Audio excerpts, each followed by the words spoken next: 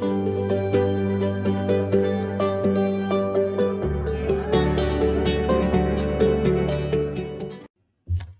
right. Hello, everyone. Welcome to the podcast series of Let's Figure It Out with me. I'm Jeet. I'm your host.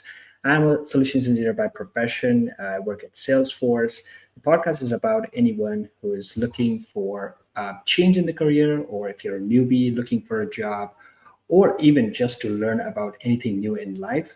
This is the place for you. And for our first guest today, we have a very own from my company, from Salesforce, Matthew Kramer. Matthew is himself, he's a director of solution engineer, and he has climbed these different phases in professional journey. And today, he's going to tell us more about his insights and how he came to this particular place where he is right now. So let's learn more from Matthew. So Matthew, welcome to the podcast. Let's figure it out. Hello. Excited to be here, Jeet. Yeah, we're very excited, and I really appreciate you taking the time out and sharing your insights and your professional journey with us today. So, just to start with, for our audience, can you give us a quick introduction about yourself and your background? Yeah, of course. So, Matt Kramer, hello. I am from the Chicagoland area. I moved to Denver about 5 years ago, but that was kind of the first time I moved away from my little Illinois bubble. But yeah, I studied mechanical engineering in school. I've kind of always had that affinity for math and science. Kind of always knew I wanted to do something with that. But yeah, I'm married. I got married last year, Jeet. I actually don't know if you know that.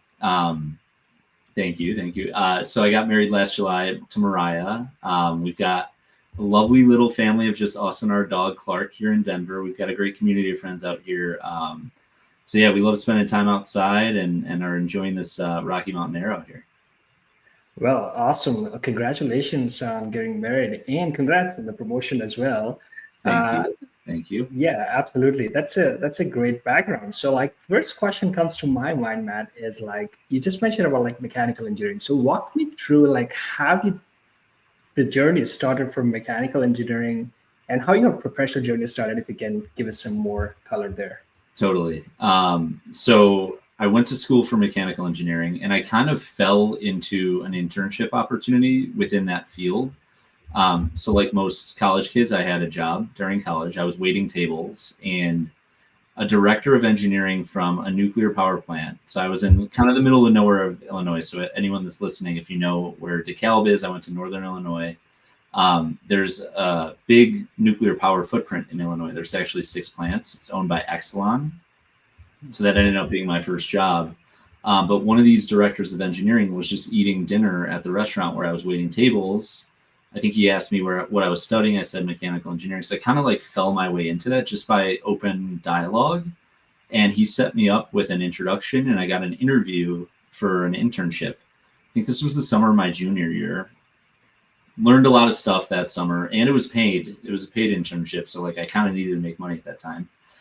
So I did an internship the summer of my junior year. I went back for another internship at the same plant the following year, and it was kind of like an easy path to getting a job out of college, which I graduated in 2009. A lot of my peers that were not in engineering were struggling to find a job. If we remember, there was a pretty big recession in 2008. Yeah. So it was kind of like this. I picked a career path that I knew I could get a job, and I was good at math and science. I was interested in it too, which always helps. And I fell into this process just by talking with someone, and then I ended up starting working at the nuclear power plant. And I ended up being there for about 4.5, 5 years. And I would say it was like quote unquote proper mechanical engineering work, right? Like we study thermodynamics. That's what a power plant is a power cycle. So I started my career in that path. I can kind of keep going down that thread unless you want me to unpack that more too, G. I can do that now too. Yeah, absolutely. No, that's a very interesting sort of like move from let's say you were doing your mechanical engineering, and then you got an amazing opportunity of internship, which very rarely students can get that. My quick question to you is, like you just mentioned about like there was a recession at that time, like the 2008 to 9, 10 area.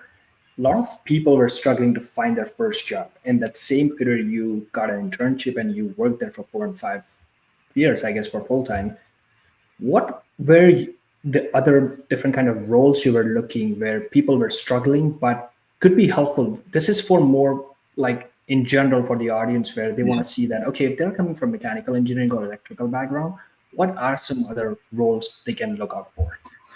I mean, it's a different time now, genuinely, than it was then. Like, and I'll get to the Salesforce story in a bit, but at this time, I had a buddy that started selling in Salesforce a few years after, like the 2009, and I was like, "What are you doing going to a .com?" So genuinely, like, we live in a different world now than then.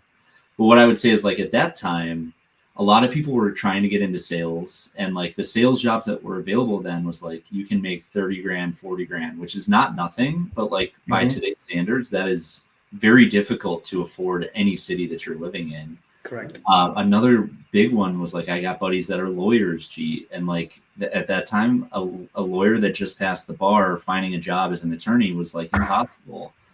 So I think what I hope some of the message when we get through all of this today is, and my dad actually told me this when I was graduating, is that like when I get my degree in mechanical engineering, I'm still probably not going to know how to be an engineer, but you learn like this discipline of how to solve problems.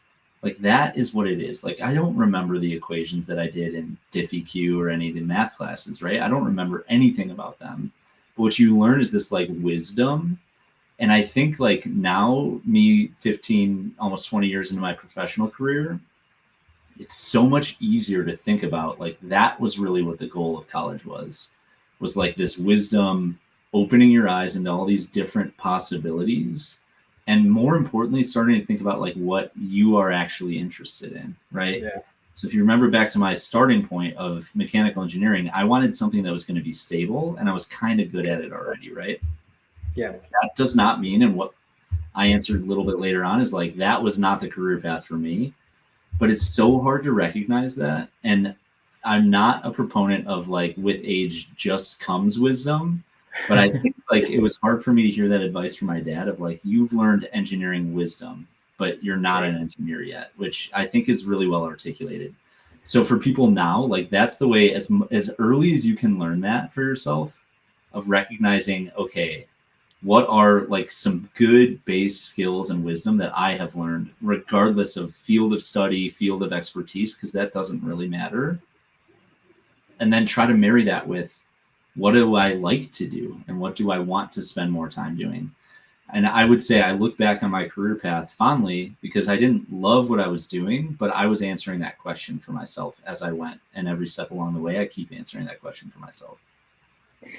Oh, that's really interesting to know because I myself I'm also an engineer and I still haunt my few of my subjects that I do not know those equations as of now right now. So I feel like okay, it was not much kind of like a useful thing at that time, but the thing which I got to learn from my engineering overall, my bachelor's and my master's, it's something like the never give up attitude, which Yep. got opened up. It's like you can do it if you do one step at a time. You can definitely do it, and that's where it actually teaches you more like an applications perspective rather than something like a technical perspective. So Totally I agree. definitely agree to your point. It's so Yeah. funny that like, colleges and this phase of our life, whether you leave high school and you go to college or you go to a trade school or you specialize in something right out of the gates, it doesn't matter. That's such a unique time in our lives that we, for me personally, and I can't speak for everybody, like my ability to absorb that for what it was at the time was so limited that like looking back, Monday morning quarterback, hindsight 2020, like that's what's really happening there. And it's hard, when you're 19, you don't want to hear that even probably. But That it's the is true. same mentality, I think, for any career shift when you're hitting that point. And you can hit this button of starting to like recognize that at any time in this journey. And Yeah. I think I've done that a couple times throughout my own. Absolutely. Awesome, awesome. So before we end this segment of your like early journey, tell me more about like your time at GE because I see you have worked there as an individual contributor as well as you were a team leader as well. So tell me more about that experience. Yeah, it's a great question. So this is career inflection point one for me, right? So I got the internship with Exelon, started working there, and I learned a ton of skills, but I recognized a couple things key for me. Like this wasn't the day-to-day that I wanted to do. So my responsibility at the plant, just to go a little deeper, was like I was a system engineer. So I would monitor and maintain a couple of the plant systems. So the power plants are basically water movers, so like pumps and valves and pressures and temperatures. We were just monitoring these things, right? And I was responsible for certain things of surveillance, maintenance windows, that kind of thing. But I realized like that's not fully what I wanted to be doing. It was kind of making sure stuff doesn't keep breaking and like maintaining it. Mixed with I was living kind of in the country side of Illinois, and I wanted, I was 25. I wanted to live in the city. So like for me, it's kind of tapping back into like focus on what you want. So the shift for me was those two things. I kind of knew that wasn't it, even though I was enjoying aspects of it and I learned a ton. And then quality of life was not what I wanted. I wanted to be living in Chicago. I wanted to be near friends and have a different life experience.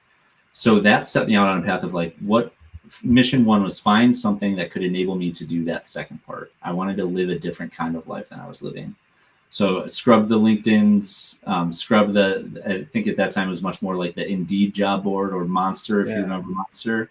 LinkedIn was not nearly as big. But I ended up finding this project engineer job at GE. And what's interesting is it's an entry level role. And it's not like, who knows what that actually means, but it was basically like most of my peers when I started there were like fresh out of college, and I had been working in a power plant for a few years.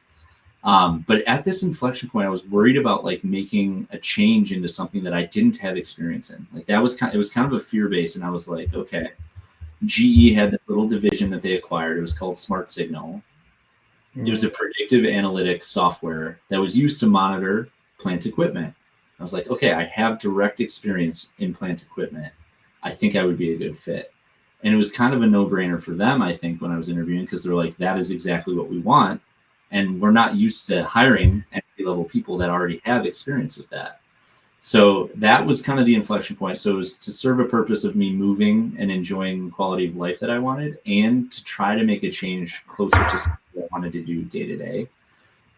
Getting into GE, it was a cool experience to start. Completely different company. I will also say I took a 40% pay cut going to do that. And again, it was an entry level role, but pretty quickly, you learn that the skill sets that you have been building, even if it's not like directly applicable, I applied quickly, and it kind of made me have the ability to go for something pretty quickly. So 4 months in, they grew enough to where they wanted to hire a manager for a team.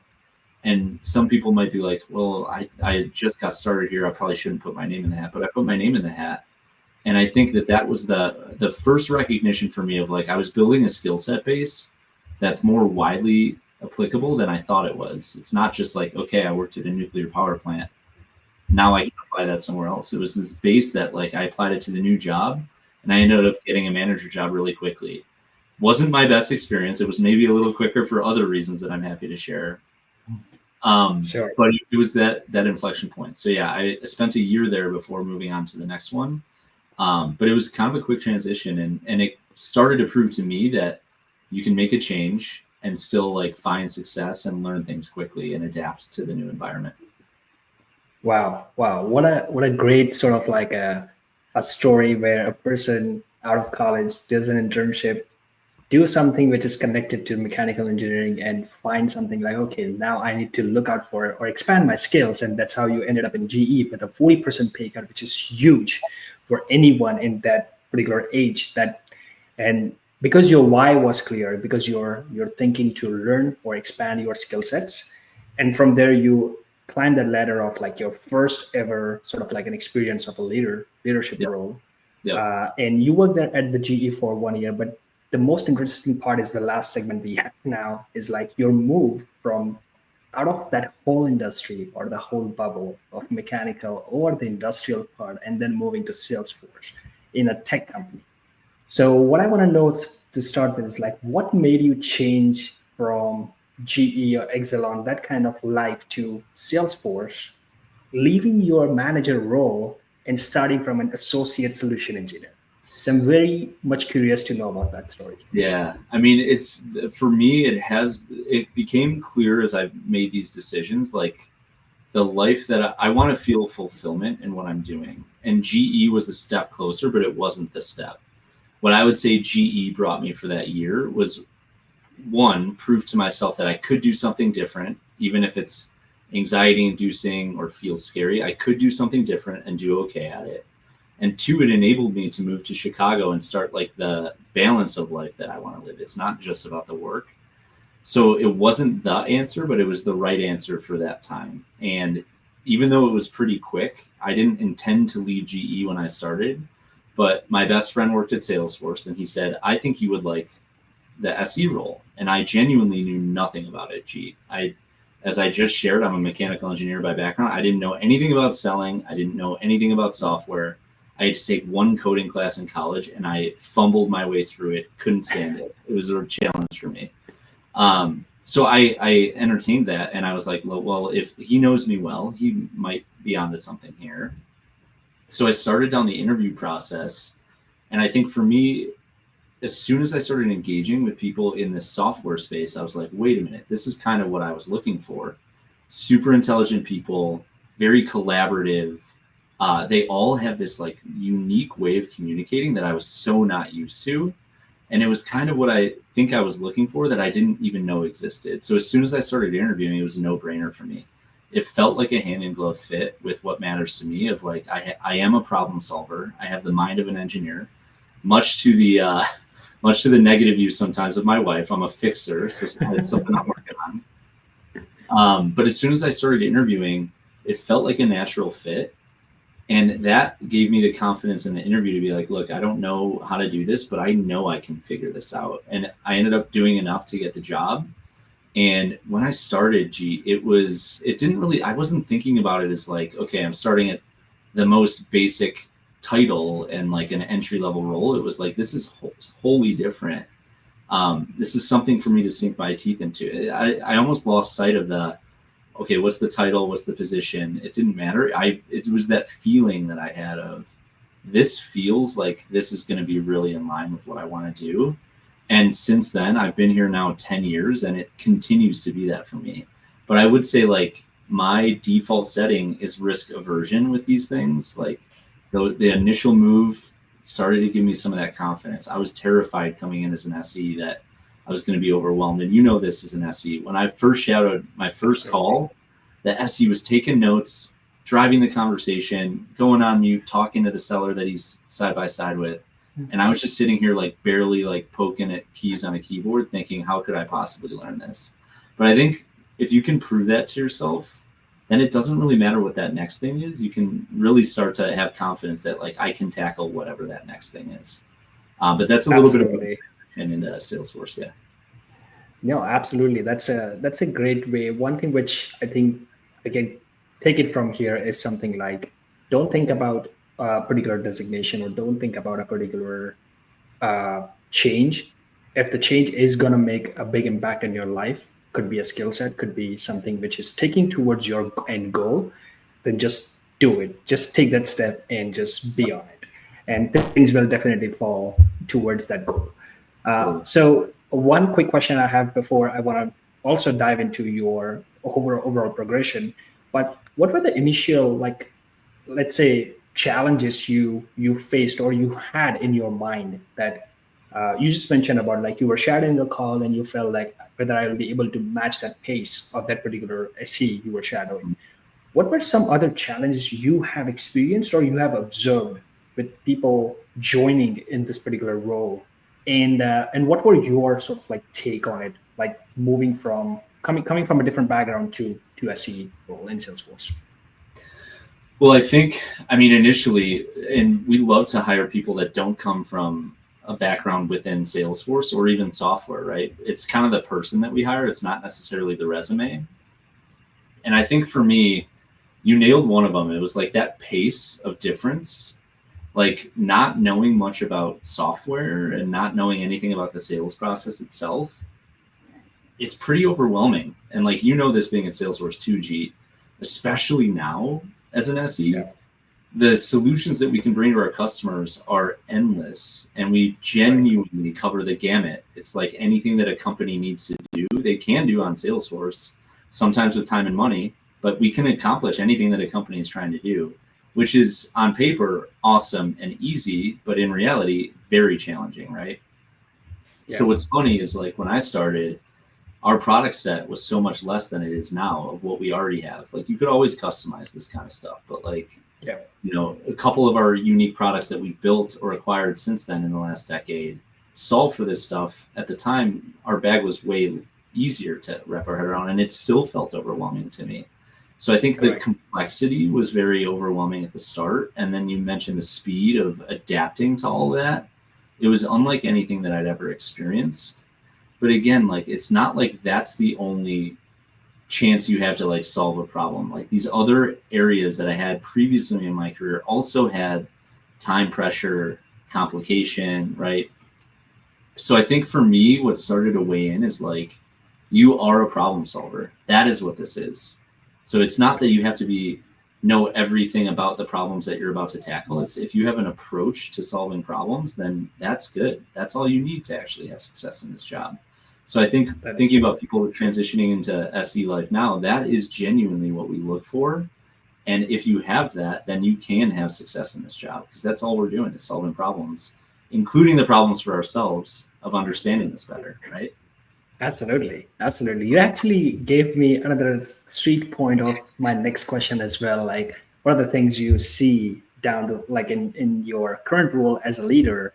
But before we dive into that part, one quick question is like, so what were some other things which you did like differently where you saw an opportunity that you saw a good future in software that you want to extend and stay in the software industry, and particularly in Salesforce.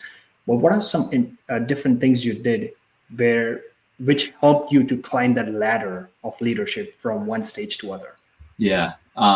So think trends in the industry is, you know, if you spend any time working in software and talking to companies about their problems, you know that business applications are completely necessary for companies Yeah. to operate.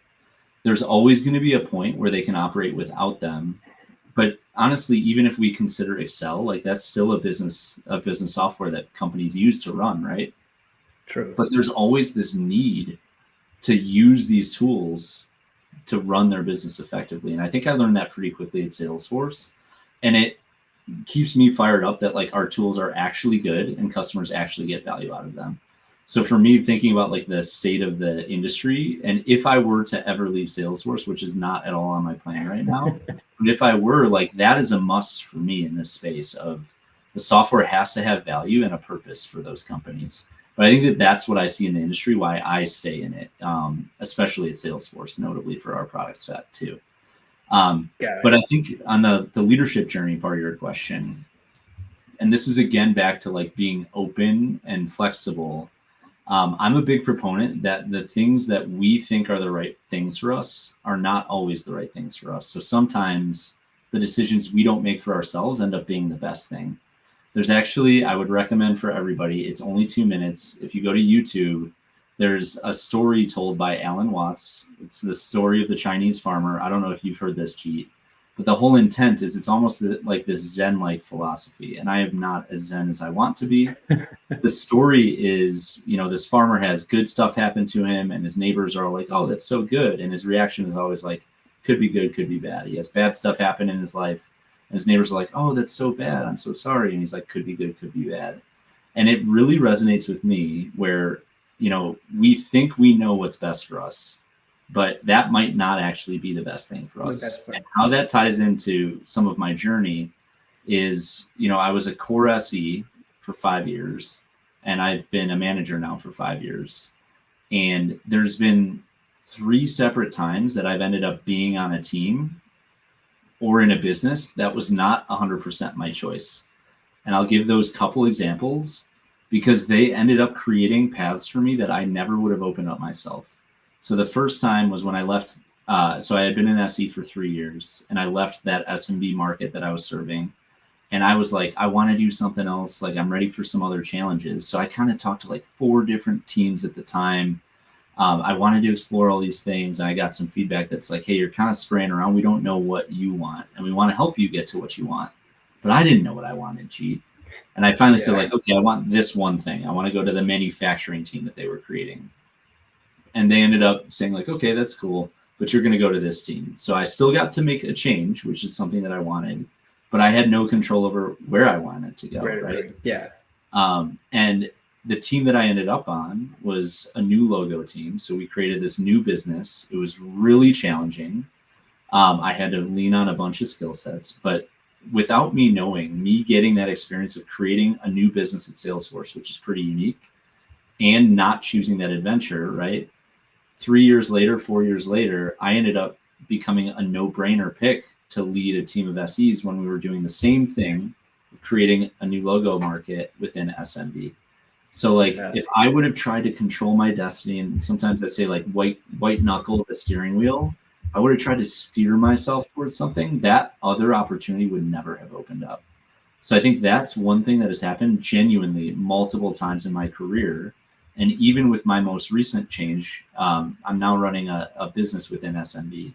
Even with my most recent change, all of these things, all three of those different stories that happened of me not choosing my path, kind of made me this little Swiss Army knife of skill set that are a perfect fit for this job that I just got. And it made my story in my interview pretty easy to tell that story when I was actually writing it down on paper.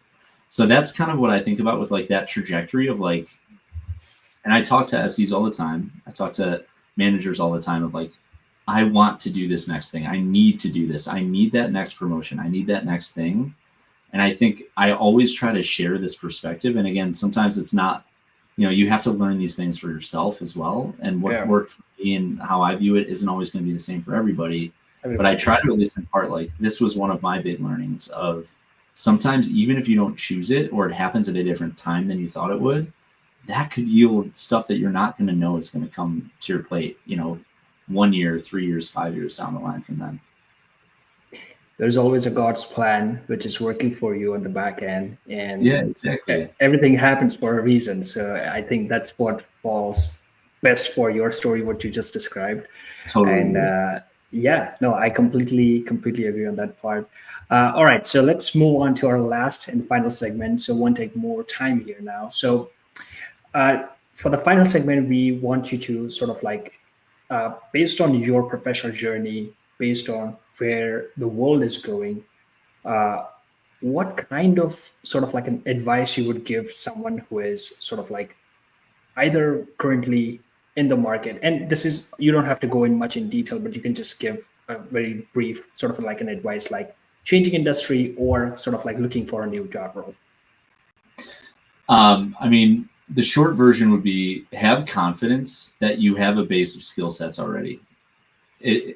Just because you do not have the direct experience does not mean you are not qualified for that job. And I encourage everyone to think like that, which is hard to do. So that's the first part, G. The second part I would say is don't undervalue the social capital to help you get that way.